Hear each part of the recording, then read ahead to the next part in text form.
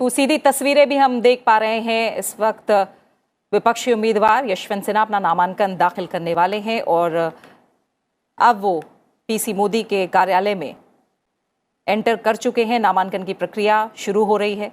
ये सीधी तस्वीरें आप इस समय अपनी टीवी स्क्रीन पर देख पा रहे हैं।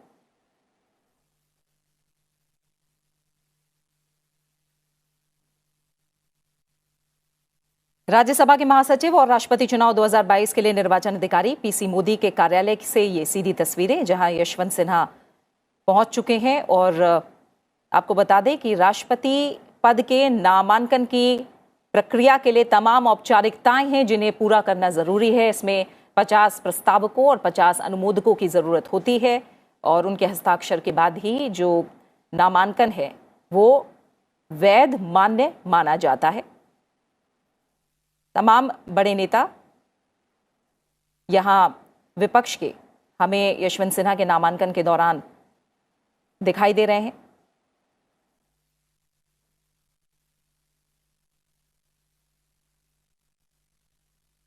कांग्रेस नेता राहुल गांधी, एनसीपी प्रमुख शरद पवार, इसके अलावा समाजवादी पार्टी के तमाम बड़े नेता, उत्तर प्रदेश के पूर्व मुख्यमंत्री अखिलेश यादव, विपक्ष की तरफ से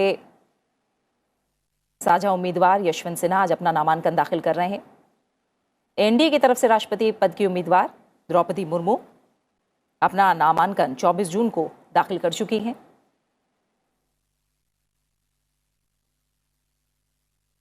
और आज यशवंत सिन्हा राष्ट्रपति पद के लिए अपना नामांकन दाखिल कर रहे हैं।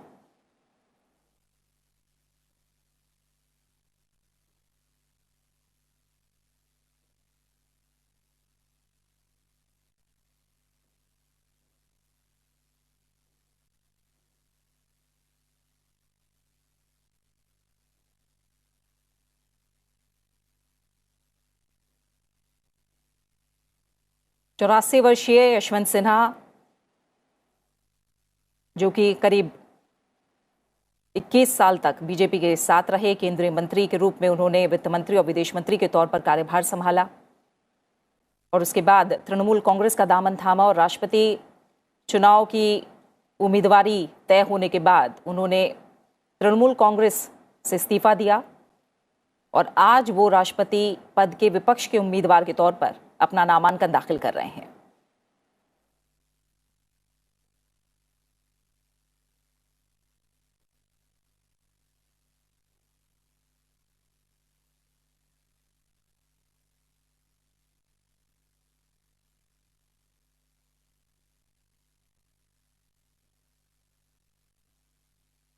यशवंत सिन्हा के साथ हम देख पा रहे हैं एनसीपी प्रमुख शरद पवार, उत्तर प्रदेश के पूर्व मुख्यमंत्री अखिलेश यादव, कांग्रेस नेता राहुल गांधी, मल्लिकार्जुन खड़गे, तमाम बड़े चेहरे वाम दल से भी उनके नामांकन के दौरान पीसी मोदी के कार्यालय में मौजूद हैं। राज्यसभा के महासचिव और राष्ट्रपति चुनाव 2022 के लिए निर्वाचन अधिकारी पीसी मोदी के कार्यालय से ये सीधी तस्वीरें।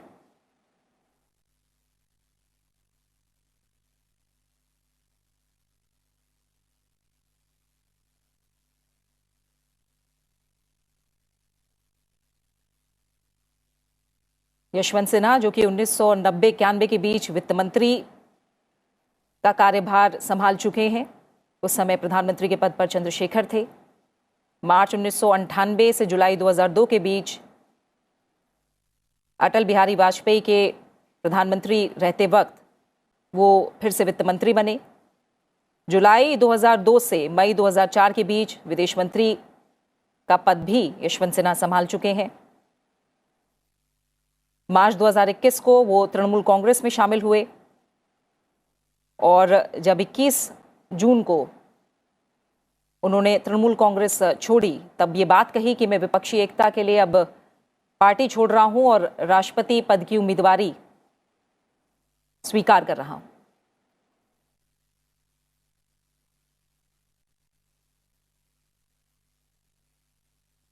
यशवंत सिन्हा, जो कि एक आईएएस अधिकारी रहे हैं, उन्होंने 1960 में भारतीय प्रशासनिक सेवा में प्रवेश किया और अपने सेवा कार्यकाल के दौरान महत्वपूर्ण पदों पर 24 वर्षों से अधिक समय बिताया है।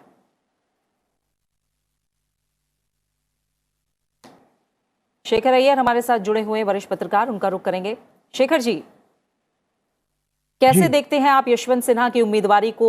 विपक्ष की तरफ से क्यों चुना गया यशवंत सिन्हा को एक बड़े नाम के तौर पर, राष्ट्रपति पद के उम्मीदवार के तौर पर? प्रीति जी, हम सब जानते हैं सिन्हा जी पहले चॉइस नहीं थे। पहला इनका नाम जो पहला चला, जैसे आपने बताया, शरद पवार, उसके बाद फारूक अब्दुल्ला, फिर गोपाल कृष्ण गांधी का नाम भी आया। क्योंकि इन सब ने मना किया तो फिर किसी को तो लगाना है। इसीलिए फिर ये तय हुआ कि ममता ने सोचा कि अपने पार्टी के ही वाइस प्रेसिडेंट है यशवंत सिन्हा, वो क्यों ना लड़े। क्योंकि एक प्रकार से लग गया था कि हमें तो एक सिंबॉलिक फाइट देना है। और तब तक उनको पता नहीं था कि एनडीए के तरफ से द्रौपदी मुर्मू होंगे।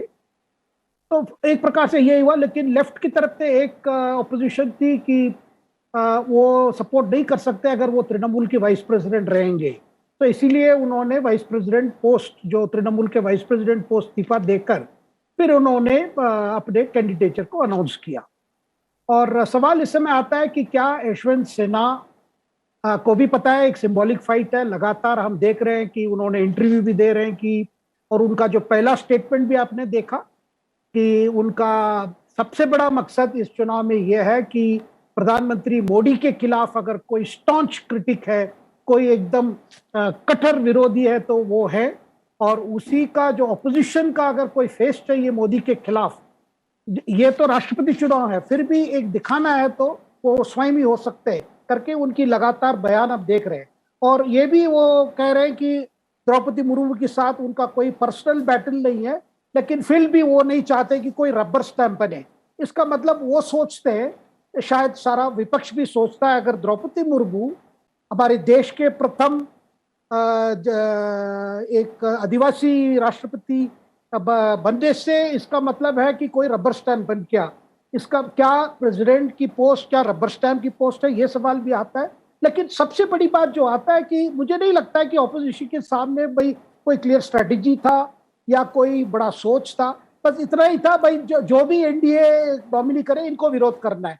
क्योंकि जैसे द्रौपदी मुर्मू का नाम ऐलान होने के बाद अब देख रहे हैं कि कई पार्टीज जो एनडीए में नहीं है, जो मतलब यूपी के जो माना जाता है, उनके अंदर भी एक इंटरनल डिबेट हो रहा है। क्या ये चुनाव कोई बीजेपी को विरोध करके, मोदी को विरोध करके कोई हमें कोई पॉलिटिकल पॉइंट्स मिलने वाला है, या भारत में जो पहली बार अगर द्रौपदी मुर्मू जैसे एक आदिवासी महिला जो पिछले वर्ग से रिप्रेजेंट करते हैं, वो अगर राष्ट्रपति बनेंगे, इसमें क्या मतलब विरोध करने के लिए क्या बात है। ये ही इस तरह की डिबेट शुरू हुआ गया ऑलरेडी। इसलिए आप देख रहे हैं झारखंड मुक्ति मोर्चा के मुख्यमंत्री हेमंत सोरेन जी भी काफी इसमें सोच में लगे हैं। कहीं ना कहीं उनको भी लगता है कि, क्योंकि एक तो कारण है कि द्रौपदी मुर्मू झारखंड के गवर्नर रह चुके हैं, और साथ में वो एक संताल है, जो संताल अधिकांश आपको झारखंड, छत्तीसगढ़, मध्य प्रदेश, पश्चिम बंगाल में कई जगह पे है। और जब आदिवासी की बात आती है तो झारखंड के लोग भी नहीं चाहेंगे कि झारखंड मुक्ति मोर्चा जैसा पार्टी द्रौपदी मुर्मू को विरोध करे। मुझे लगता है कि इस तरह बहुत चल रहा है, क्योंकि अभी जब कैंपेन शुरू होगा, द्रौपदी मुर्मू जी भी जाएंगे, हर राज्य राजधानी जाएंगे, और सिन्हा जी भी जाएंगे, अपने कैंपेन बात रखेंगे। लेकिन बार बार अगर बातें देखा जाए, अगर सिन्हा की कैंपेन एक बड़ा पॉलिटिकली, एक स्ट्रॉन्ग पॉलिटिकल मैसेज देना चाहता है प्राइम मिनिस्टर मोदी के खिलाफ, और दूसरी तरफ द्रौपदी मुर्मू अपनी सिंप्लिसिटी, अपनी एक जो अपनी की जीवन जो रही है अभी तक, जो मयूरभंज से शुरू करके झारखंड में रांची गवर्नर बनने तक, फिर आज एनडीए के राष्ट्रपति कैंडिडेट बनने तक जो उनकी कहानी रही है, उनकी लाइफ हिस्ट्री रही है, उनकी कैरियर रही है, वो सबसे खुला बुक है। और दूसरी तरफ यशवंत सिन्हा पक्का पॉलिटिकल एनिमल है। ऐसा कोई पार्टी नहीं है जहां वो समय न बिताया हो, और हर बार अपने एम्बिशन के लिए उन्हें काफी मूव्स किए लगातार। पहले जनता परिवार में थे, फिर ऐसे समय बीजेपी में आए, इतना तक 2013-14 में तो उन्होंने पूरा स्वागत किया प्रधानमंत्री मोदी को। और जब गुजरात में दंगे भी हुए थे तब भी ये मोदी के साथ थे। ऐसा नहीं है कि वो कठोर बीजेपी विरोधी है। और सबसे हैरानी बात प्रीति जी, देखिए आज ऐसा हमारी पॉलिटिकल डिस्कोर्स चल रहा है, दोनों कैंडिडेट द्रौपदी मुर्मू और यशवंत सिन्हा जी, जैसे आप अभी कह रहे थे, दोनों बीजेपी के बैकग्राउंड के हैं, एक भूतपूर्व है, बस यही फर्क है प्रीति जी। बिल्कुल, और दोनों का कहीं ना कहीं झारखंड कनेक्शन डायरेक्टली इनडायरेक्टली है, इसीलिए केवी प्रसाद जी अभी जेएमएम को लेकर स्थिति बहुत औपचारिक तौर पर साफ नहीं हो पा रही है। दोनों का कनेक्शन है। मैं थोड़ा आपसे समझना चाहूंगी कि कोई भी हारने के लिए तो चुनाव में नहीं उतरता, चाहे वो कोई भी चुनाव हो। जाहिर तौर पर यहाँ स्थितियां, जो आंकड़े हैं वो अपने आप में साफ बयां कर रहे हैं कि स्थिति किसकी मजबूत है और किसकी नहीं है, लेकिन दोनों तरफ से कोशिश होगी कि जिसकी जीत हो वो अंतर बड़ा हो और जिसकी हार हो वो अंतर कम हो। तो इन स्थितियों के हिसाब से फिलहाल समीकरण क्या कहते नजर आ रहे हैं? देखिए, समीकरण जो देखा जाए अभी तक स्थिति साफ है कि एनडीए की जो कैंडिडेट हैं द्रौपदी मुर्मू जी, उनके पास आंकड़ों के संख्या बल के हिसाब से कंफर्टेबल लग रहे हैं। और ख़ासकर जब बीजेडी और वाईएसआर कांग्रेस की तरफ से भी समर्थन की बात कह चुके हैं, तो कोई बहुत ज़्यादा, क्योंकि जैसे मालूम है सबको, राष्ट्रपति चुनाव में जो इलेक्टोरल कॉलेज है, जो कि सांसद लोग राज्यसभा और लोकसभा के, और साथ ही साथ जो हमारे विधायक हैं अलग अलग जो राज्यों में, उनकी वोट पे होता है। लेकिन वोटों की जो वैल्यू है वो वहाँ की जनसंख्या के उस हिसाब से निकाली जाती है। तो अलग अलग राज्यों के अलग अलग वैल्यू हैं। उस वैल्यूएशन के हिसाब से करीब 10 लाख के ऊपर वोट की वैल्यू है।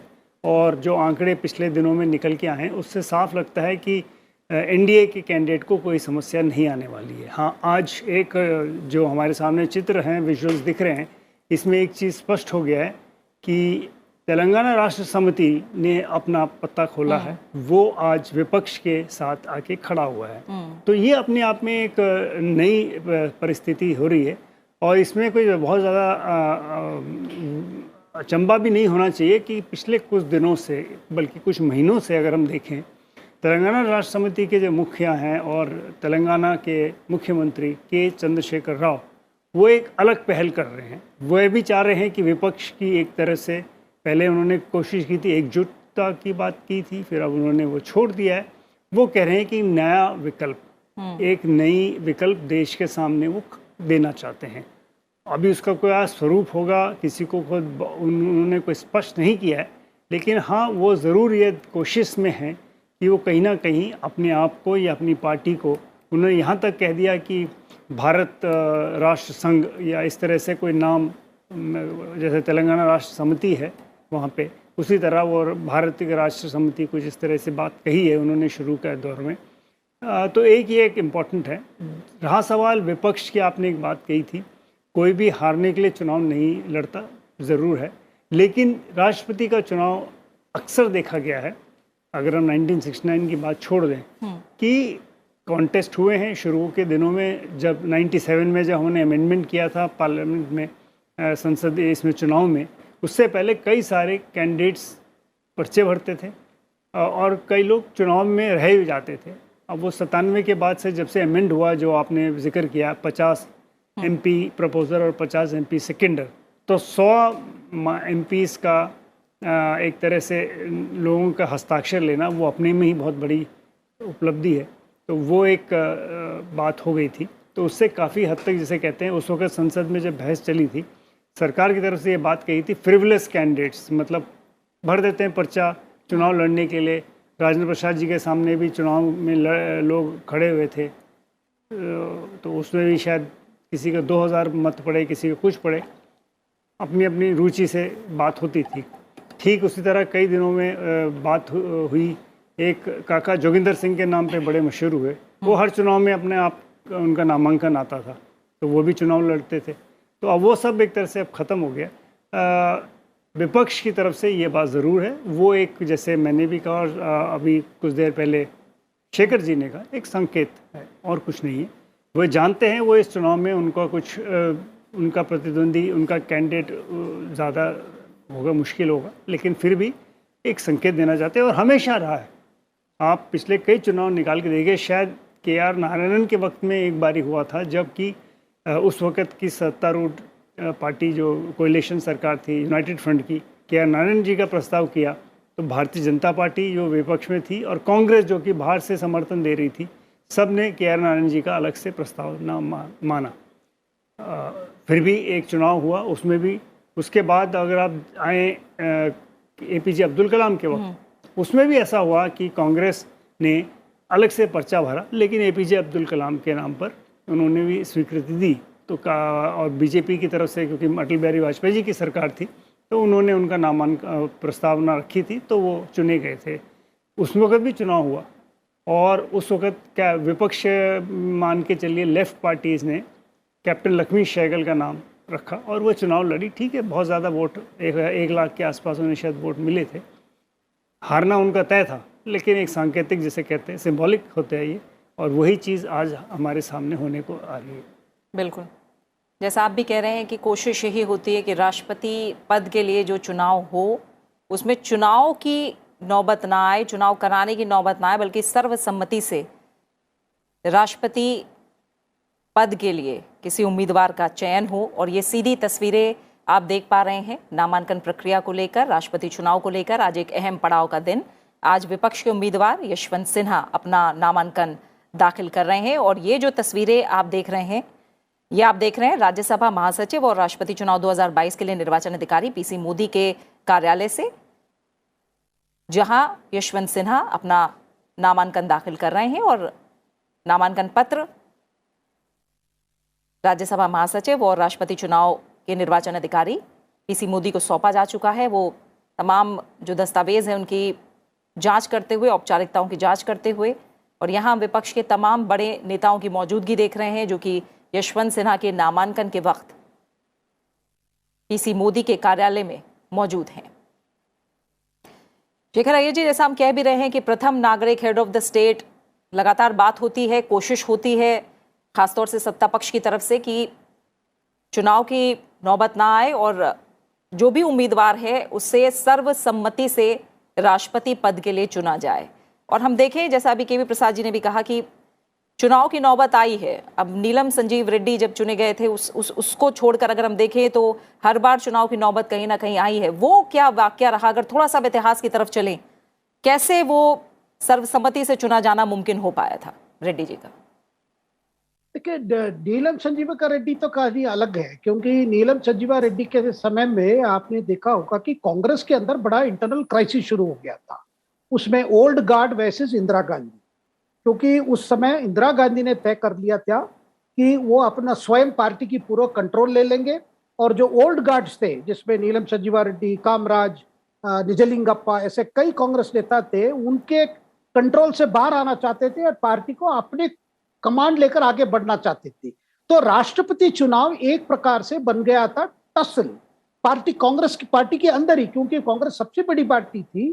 तो कांग्रेस पार्टी की जो इंटरनल स्ट्रगल वो रिफ्लेक्ट हो गई थी राष्ट्रपति चुनाव में, क्योंकि ओल्ड गार्ड्स या सीनियर लीडर्स जो थे वो चाहते थे कि नीलम संजीवा रेड्डी इलेक्ट हुए, और इंदिरा गांधी ने तय कर लिया था कि एक ऐसे लीडर लाए जो थोड़ा लेफ्ट बैकिंग हो, जिनका ये वो थे हमारे वीवी गिरी।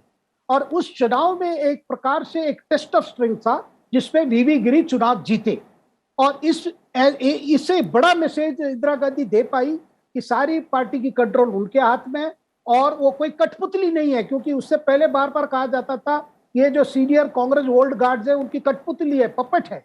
तो वो एक पॉलिटिकल चुनाव था। उसके बाद अगर हम देखेंगे, जैसे अभी प्रसाद जी जिक्र कर रहे थे के.आर. नारायणन के election, KR. Narayanan election Congress की ये चॉइस था। सोनिया गांधी की बड़ी उसमें भूमिका थी, कांग्रेस बाहर से समर्थन कर रही थी यूनाइटेड फ्रंट सरकार को, लेकिन जब के.आर. नारायण के सामने आया और ये बात मैसेज गया कि ये पहला दलित राष्ट्रपति होंगे, तब कोई बाकी जो पार्टीज थे, जो गैर कांग्रेस पार्टी, वो नहीं चाहते थे इसको विरोध करें। लेकिन कुछ ऐसी पार्टीज भी थे जिन्होंने टी.एन. शेषन, जो भूतपूर्व चीफ इलेक्शन कमिश्नर है, उनको खड़ा किया। और उस चुनाव का नतीजा अगर आप देखेंगे प्रीति जी, उसमें कम से कम 9,65,000 कुछ वोट, इलेक्टोरल कॉलेज की वोट वो के.आर. नारायण के पक्ष में गए, और केवल 50,000 वोट वो सेशन के तैली में आए। तो इसका मतलब उस चुनाव का कोई मतलब नहीं था, क्योंकि के.आर. नारायण एक आउटस्टैंडिंग कैंडिडेट थे, एक दलित समुदाय के थे, और खुद डिप्लोमेट रहे हैं, उनका लंबा सफर रहा है, पंडित नेहरू जी के समय से उनका ये रहा है, उनकी पब्लिक सर्विस रही है। तो ऐसे समय में एक वक्त आता है जहां पॉलिटिकल पार्टीज को लगता है कि अगर जब बड़ा पॉलिटिकल मैसेज जा रहा है, एक सोशल मैसेज जा रहा है, एक सामाजिक एम्पावरमेंट की एक मैसेज आ रही है, तो उस समय वो नहीं चाहते कि भाई अपना पॉलिटिक्स के लिए तो और भी चुनाव हैं, मतलब और भी बैटल हैं।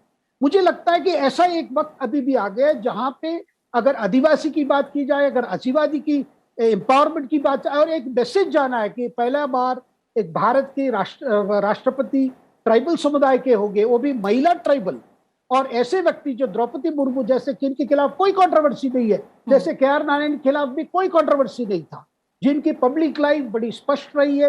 तो ऐसे समय में पॉलिटिकल पार्टीज के अंदर भी एक आत्म चिंतन शुरू हो जाता है, क्या हम ये चुनाव, क्योंकि इस बार भी मैं देख रहा हूं कि देखिए जो स्टेटेड पर्पस है ऑपोजिशन पार्टीज के, और स्वयं जो कैंडिडेट है यशवंत सिन्हा जी, उनके ओपनिंग स्टेटमेंट और जितने भी इंटरव्यूज दे, बार बार वही कह रहे हैं कि भारत ऐसे समय में गुजर रहा है जहां पे तानाशाही है, उसके खिलाफ हम लड़ रहे हैं, उसके खिलाफ मैं एक प्रतिस्वरूप के नाते मैं इस चुनाव लड़ रहा हूं। तो ये लड़ाई बार बार ये कहा जा रहा है भाई ये प्रधानमंत्री मोदी और बीजेपी की जो सत्ताधारी जो अभी अरेंजमेंट है उसके खिलाफ है। तो मुझे लगता है ये पॉलिटिकल बैटल, ये प्रेसिडेंशियल इलेक्शन में पॉलिटिकल बैटल की जो कोशिश हो रही है, मुझे नहीं लगता कि ऑपोजिशन के लिए कोई बड़ा बेनिफिट मिलेगा, क्योंकि लड़ाई तो होना ही है। लेकिन मुझे लगता है अभी भी वक्त है, अभी भी वक्त है। यशवंत सिन्हा जी सोच सकते हैं क्या इसमें आगे जाके उनको क्या फायदा होगा। देखिए जुलाई 18 तारीख, जुलाई जब रिजल्ट आ जाएंगे उसके बाद तो कोई फर्क नहीं पड़ेगा, बस केवल यही रहेगा रिकॉर्ड में ये चुनाव लड़े थे। और उनकी लंबा सफर रही है पॉलिटिक्स में, मतलब कितने पार्टी में हो रहे हैं, कितने पार्टी बड़े बड़े स्थान अचीव किए, वो फाइनेंस मिनिस्टर रहे हैं, एक्सटर्नल अफेयर्स मिनिस्टर रहे हैं। उनकी जो पब्लिक रिकॉर्ड इन लाइफ आप देखेंगे अच्छी, मतलब बहुत उसमें अचीवमेंट्स है। तो ऐसे समय मुझे लगता है कि हो सकता है एक अपील दोबारा हो जाए कि भाई पार्टी तय करे, चुनाव तो चलेगा, राजनीति के लिए कई अखड़े जहां आप लड़ सकते हैं अपनी लड़ाई, लेकिन इस वक्त जब एक हिस्ट्री बनने जा रही है, द्रौपदी मुर्मू जैसे एक आदिवासी महिला राष्ट्रपति बनना जा रहे हैं, मुझे लगता है कि समय आ गया कि हर पार्टी को सोचना चाहिए कि राजनीति लड़ाई हर क्षेत्र में नहीं होनी चाहिए। प्रीति जी, यानी राजनीतिक तौर पर इस मुकाबले को नहीं देखना चाहिए, खासतौर से राष्ट्रपति पद का जो चुनाव है उसे कहीं ना कहीं राजनीतिक परिदृश्य से अलग रखा जाए, वही बेहतर होगा। और के.वी. प्रसाद जी, जैसा अभी शेखर जी कह रहे हैं कि अभी भी वक्त है, हम नामांकन होता देख रहे हैं, और एक तरह से देखें कि जब द्रौपदी मुर्मू का नाम सामने आया तो हमने देखा उस नाम के साथ जो गैर एनडीए दल थे उनकी तरफ से भी किस तरह का समर्थन देखने को मिला। और यही कहा गया कि जिन लोगों ने देश के विकास के लिए अपना जंगल खोया, अपना घर खोया, अगर उनमें से निकला कोई व्यक्ति बिना विवाद के राष्ट्रपति बने तो देश में एक अच्छा संदेश भी जाएगा। और कहीं ना कहीं हम देखें कि दलितों की आवाज़ के लिए हम जाहिर तौर पर डॉक्टर भीमराव अंबेडकर को याद करते हैं, और हम देखें तो राजनीतिक प्रतिनिधित्व आदिवासियों को लेकर उतना प्रखर नहीं रहा। ऐसे में सर्वोच्च पद पर अगर एक जनजातीय समुदाय से आने वाली महिला पहुंचती हैं और वो भी निर्विरोध पहुंचती हैं, तो किस तरह का संदेश जा सकता है। और दूसरी बात, जैसे शेखर जी ने कहा कि जब आपको पता है कि जीतने के लिए जो ज़रूरी समीकरण है, जो ज़रूरी वोट हैं वो आपके पास नहीं है, तो ऐसे में क्या एक ब्रॉडर संदेश देने के नाम पर, सामाजिक एम्पावरमेंट के नाम पर एक साथ खड़े दिखाई देना चाहिए विपक्ष को? क्या अभी भी समय है? समय मेरे ख्याल से अब वो समय एक तरह से आज जो हम सामने तस्वीरें देख रहे हैं वो समय उस तरह से तो निकल गया है। लेकिन हाँ, एक चीज़ ज़रूर है, चूँकि इसमें कोई विप इशू नहीं होता है, हर एक आदमी अपनी मर्ज़ी से वोट डाल सकता, हर सांसद, हर एमएलए, हर लेजिस्लेचर अपने विवेक से और अपने जिसे कहते हैं अंतरात्मा की आवाज़ कहिए, जैसे इंदिरा गांधी जी ने इसका इस्तेमाल किया था जब इस लफ्ज़ का, इस कॉन्शियस वोट कहा था जब वीवी गिरी का जिसका जिक्र किया था शेखर अय्यर ने। तो ये वोट में वोट जैसे होंगे, और कई बार देखा गया है कि क्योंकि इसमें ज़रूरी नहीं है कि हर वोट पार्टी लाइंस में ही पड़े। पिछले चुनाव में भी जब रामनाथ कोविंद जी का चुनाव हुआ था, कुछ पार्टी अपने पार्टी के लाइन से हट के सांसदों ने वोट डाला है, एक आधा बात हुई थी उस वक्त बात, तो ऐसा कोई बहुत बड़ी बात नहीं है। अब चूँकि वो चीज़ निकल गया, और जैसे मैंने कहा शुरू में और शेखर जी ने कहा, 1977 का जिसका जिक्र मैंने किया था, नीलम संजीव रेड्डी के अगेंस्ट करीब 30 से ज़्यादा 35 के आगे पर्चे भरे गए थे, वो सब रिजेक्ट हो गए थे किसी न किसी कारण से। तो वही वजह थी, वो सर्वसम्मति से यूनानिमस हो गया था क्योंकि और कैंडिडेट ही नहीं था। तो उसके लिए दो कारण, एक तो वो कारण था, उसके बाद लगातार चुनाव होते आए हैं, चाहे वो पिछले चुनाव में जब राष्ट्रपति कोविंद जी के सामने मीरा कुमार, वो भी एक दलित समुदाय से आईएफएस ऑफिसर जिन्होंने स्पीकर लोकसभा भी काम किया, तो तमाम सारी उनकी भी राजनीतिक और एडमिनिस्ट्रेटिव एक्सपीरियंस के साथ वो भी चुनाव लड़ी। उससे पहले आप देखें प्रणब मुखर्जी जब चुनाव में थे 2012 में, तो विपक्ष की तरफ से उन्हीं के पुराने साथी लोकसभा के पुराने स्पीकर संगमा जी का वो उनके विरुद्ध थे। प्रतिभा पाटिल जी जब लड़े तो उनके सामने भैरव सिंह शेखावत जो कि उस वक़्त वाइस प्रेसिडेंट रहे, तो उनको तो अलग अलग वक्त पे पॉलिटिकल जो विपक्ष है उनका अपना नज़रिया रहता है, वो अपने नज़रिए को लेके चलते हैं और एक संकेत देते हैं कि हम इस वजह से, जैसे शेखर ने भी जिक्र किया, यशवंत सिन्हा जी ने अपने ओपनिंग स्टेटमेंट में किस मकसद से वो इस इलेक्शन बैटल में हैं वो अपनी बात रख रहे हैं। लार्जर मैसेज की जहाँ बात है, ठीक है, एनडीए की तरफ से एक पहल हुई थी, राजनाथ सिंह जी और जेपी नड्डा जी के तहत एक कमेटी बनाई गई थी कि सबसे कोशिश करके एक सर्वसम्मति बनाई जाए, लेकिन वो बात नहीं हुई और नतीजा ये है कि आज विपक्ष ने अपना कैंडिडेट, उनका नामांकन प्रक्रिया हमारे सामने। जी, और जैसा आपने भी एक बार फिर दोहराया, हम देख रहे हैं ये सीधी तस्वीरें नामांकन की प्रक्रिया पूरी होते हुए विपक्ष के राष्ट्रपति पद के उम्मीदवार यशवंत सिन्हा, जिनके नामांकन की प्रक्रिया पूरी हुई है। राज्यसभा के महासचिव, राष्ट्रपति चुनाव 2022 के लिए निर्वाचन अधिकारी पीसी मोदी को उनके कार्यालय में नामांकन पत्र यशवंत सिन्हा की तरफ से जमा किया गया और ये नामांकन की प्रक्रिया पूरी हुई है। विपक्ष के तमाम बड़े नेता, अलग अलग दलों के नेता, सांसद जो इस समय यशवंत सिन्हा के साथ मौजूद हैं, वो सभी अब पीसी मोदी के कार्यालय से बाहर जाते हुए नामांकन की प्रक्रिया पूरी हुई। ये सीधी तस्वीरें लगातार आप संसद टीवी पर देख पा रहे हैं यशवंत सिन्हा के नामांकन से जुड़ी हुई। विपक्ष के राष्ट्रपति पद के उम्मीदवार यशवंत सिन्हा, आज नामांकन प्रक्रिया को लेकर एक और अहम दिन, एक और अहम पड़ाव पूरा हुआ जब विपक्ष के उम्मीदवार यशवंत सिन्हा ने अपना नामांकन पूरा किया। बीजेपी की अगुवाई वाली एनडीए की तरफ से उड़ीसा की रहने वाली और झारखंड की पूर्व राज्यपाल द्रौपदी मुर्मू उम्मीदवार हैं और वो 24 जून को अपना नामांकन दाखिल कर चुकी हैं और आज विपक्ष के राष्ट्रपति पद के उम्मीदवार यशवंत सिन्हा ने अपना नामांकन दाखिल कर दिया है।